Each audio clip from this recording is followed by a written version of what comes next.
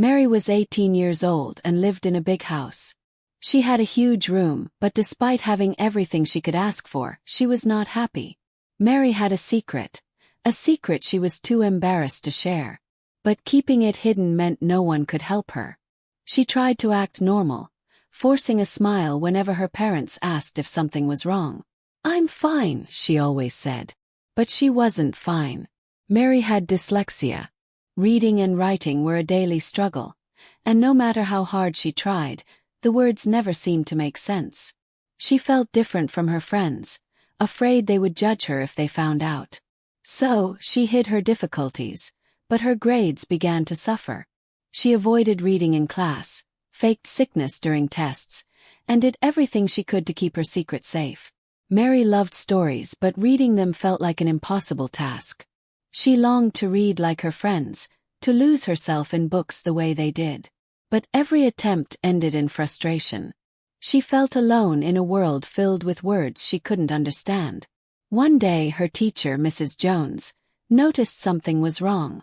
After class, she gently asked Mary to stay behind.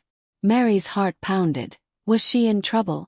Mrs. Jones looked at her with kindness and said, "Mary, I see you struggling and I want you to know it's okay. You're not alone. Many people have dyslexia." For the first time, Mary felt a tiny spark of hope. She had spent so long hiding her struggles that she never realized help was available. Mrs. Jones explained that there were special tools and techniques to make reading easier. "You're not less smart, Mary. You just learn differently." That night, Mary gathered the courage to tell her parents. She was scared, but she knew she needed help. To her surprise, they weren't upset. Instead, they listened, hugged her, and promised to support her. Together with Mrs. Jones, they made a plan. Mary started attending special classes, got extra time on tests, and used tools designed to help her read. It was still hard, but for the first time she wasn't alone. As the weeks passed, Mary improved. She wasn't perfect, but she was learning. More importantly, she was gaining confidence. Her friends were supportive, not judgmental like she had feared. They encouraged her, helped her when she needed it, and never treated her differently.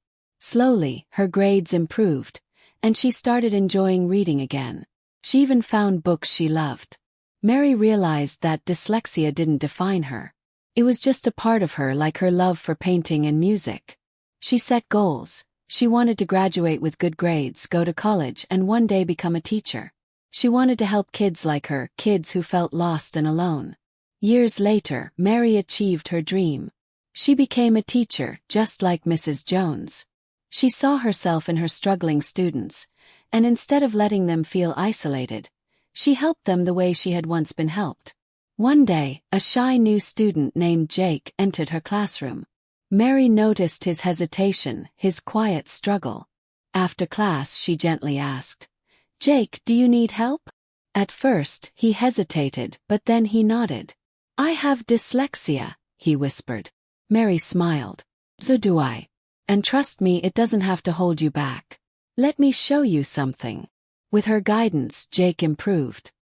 His confidence grew, his grades got better, and for the first time he believed he could succeed. Mary's journey had come full circle. She had once been the girl who hid her struggles, but now, she was the teacher making a difference. She was living proof that challenges don't define you. How you overcome them does. If you enjoyed this story, please like, subscribe, and share. Remember, no struggle is too big when you have the courage to ask for help. See you in the next video.